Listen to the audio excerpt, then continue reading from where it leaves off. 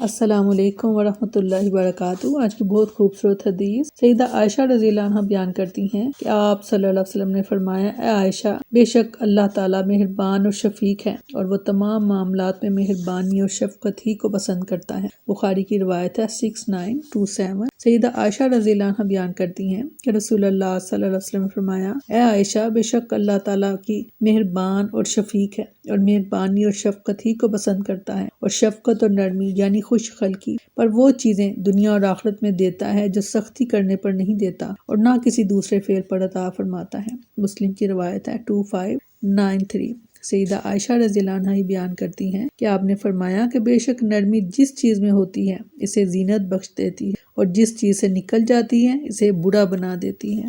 استغفر اللہ۔ سیدنا انس رضی اللہ عنہ بیان کرتے ہیں کہ رسول اللہ صلی اللہ علیہ وسلم نے فرمایا، آسانی پیدا کرو اور سختی نہ کرو، خوشخبری دو اور نفرت نہ دلاؤ۔ مسلم کی روایت ہے 1733۔